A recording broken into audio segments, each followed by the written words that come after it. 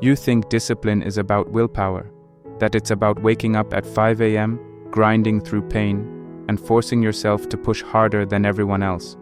You think it's about motivation, about being that high performer who wants it more. But here's the truth. Real discipline has nothing to do with any of that. Let me say something that might make you uncomfortable. The strongest warriors don't force themselves to act. They train themselves to become the kind of person who acts, even when everything in them wants to stop. Discipline isn't about motivation, it's about identity. And the reason most people fail is because they chase habits, routines, and hacks, but never address the root of it all, who they believe they are. Before we go deeper, take a second and ask yourself, what's the story you've been telling yourself? Are you someone who tries to be disciplined, or are you someone who simply does what must be done? Because the person who tries always fails when life gets hard, but the person who is doesn't think, they just act. If you're serious about building real discipline, this video is going to break everything you thought you knew and rebuild it with stone. Stick around until the end, because I promise, the deeper we go, the clearer it becomes. And if you let it, this might be the moment your entire mindset shifts. If you're ready to build the warrior within, hit subscribe, like the video, and drop a comment saying, "Discipline is my identity." Let's build a tribe of those who act without excuse. Chapter 1. The Great Lie of Modern Discipline. Modern self-help turned discipline into a checklist. Do this morning routine. Follow this 12-step plan. Motivate yourself with vision boards. It turned discipline into a lifestyle aesthetic. But warriors, real warriors, see discipline for what it is. A contract between you and your highest self. One that doesn't care if you feel tired, unmotivated, or overwhelmed. In ancient Sparta, boys were removed from their homes at the age of 7, thrown into the agog, a brutal training regime that stripped them of comfort, of dependency, of softness. They weren't taught to be productive. They were taught to suffer, to endure, to choose courage, not convenience. And guess what? They didn't get a morning routine journal. They didn't get motivational speeches. They got cold, hunger, pain, and silence. Because true discipline isn't loud. It's not flashy. It's not motivating. It's quiet, painful, and invisible. Chapter 2. Discipline is not the fire, it's the fuel. Everyone waits to feel like doing the hard thing. They wait for energy. They wait for inspiration. They wait for the right moment. But the warrior doesn't wait. The warrior understands this law. Emotion follows action, not the other way around. The disciplined man doesn't feel like running, but he ties his shoes and runs anyway. He doesn't feel like studying, but he opens the book. He doesn't feel like waking up at 5 a.m., but the alarm rings and he's out of bed before his brain catches up. That's discipline. It's the fuel, not the fire. The fire is fleeting. It flickers, it dies. But the fuel, it sits, waiting to be used, ready to move. No excuses, no overthinking, just forward. If you wait until you feel ready, you'll never move. And that's exactly how the modern world wants you. Comfortable, passive, addicted to stimulation. Because a man who can't move without motivation is a man who will always be enslaved by comfort. Chapter 3, The Identity Switch. Here's the part no one tells you. Discipline isn't built by doing hard things. It's built by becoming someone who does hard things without negotiation. The difference is subtle, but it changes everything. Stop asking, "How can I push myself?" Start asking, "What kind of person does this effortlessly?" Then become him. The moment you start identifying as the man who trains no matter what, the man who keeps his word to himself, the man who doesn't need applause, energy, or permission. That's the moment discipline becomes who you are, not something you do.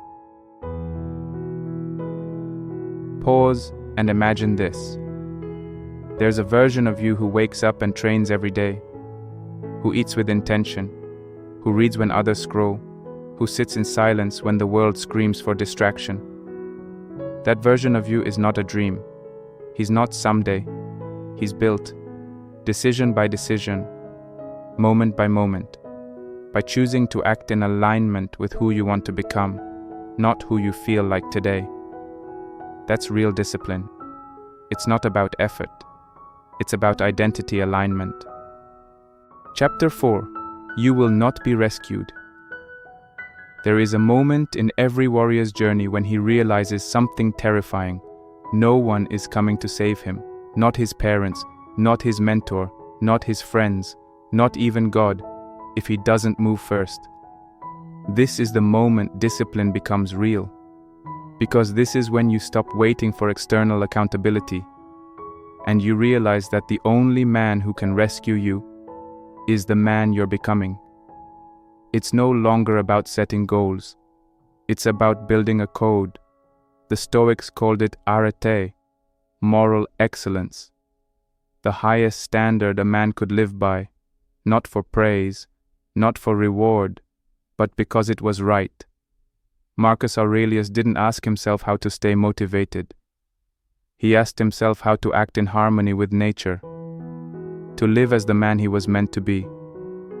And when you understand that, when you start acting as your own authority, you stop needing motivation. You stop needing structure. You become the structure. You become the storm. On Chapter 5, the discipline of enduring pain. Let's be blunt. If you cannot suffer in silence, you cannot grow. Real discipline is not about doing the thing you like to do. It's about doing the unbearable thing consistently and doing it with presence. Everyone wants to optimize their routine, but few are willing to do the real work, to sit with boredom, to embrace repetition, to feel pain without seeking escape. This is the true test.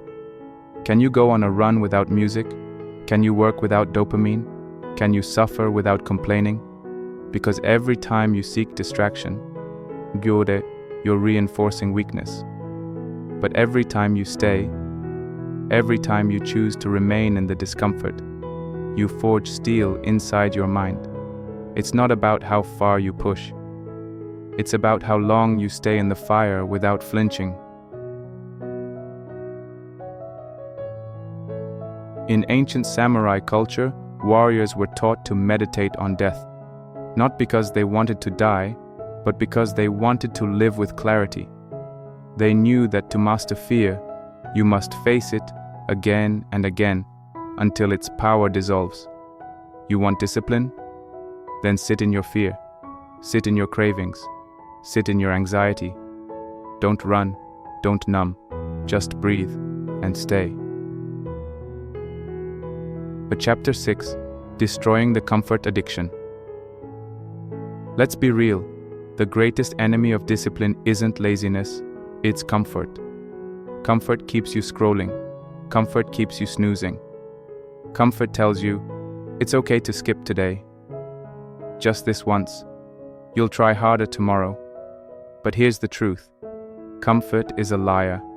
It gives you the illusion of safety, while slowly killing your potential. The modern world is engineered to make you soft. Food delivered in seconds. Endless entertainment on demand. Validation at your fingertips. And if you don't actively fight back, you will become exactly what the system wants. Obedient, passive, weak. So you must create friction in your life. You must invite resistance. You must build hardship into your days until pain is no longer an enemy, but a teacher. Try this. Take cold showers for 7 days. Fast for 24 hours. Do hard exercise with no music. Sleep on the floor. Cut out sugar, social media, and noise. Not because it's trendy, but because it reclaims your sovereignty. Discipline isn't built by making life easier. It's built by walking the harder path on purpose.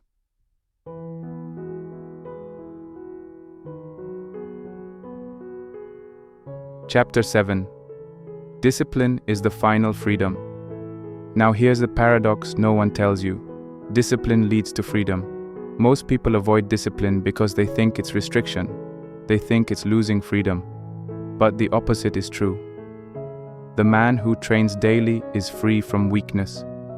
The man who reads daily is free from ignorance. The man who delays gratification is free from addiction. The man who acts despite fear is free from paralysis. The undisciplined man may do what he wants, but he is a slave to his wants. The disciplined man, he chooses what is right, even when it costs him, and that is real power. Discipline is remembering what you want most, not what you want now. So what do you want most? To look strong or be strong? To seem disciplined or live with discipline in your bones? Because if you're not willing to suffer for it, you don't really want it. Chapter 8. Becoming the warrior within. You don't need more motivation. You don't need another productivity app. You don't need to read 10 more books. You need to become the kind of man who does what must be done every single day without asking permission. That's it. No shortcuts, no hacks, no cheat codes. Just small choices made with honor. Daily battles fought with grit. And an unshakable commitment to become dangerous, not comfortable.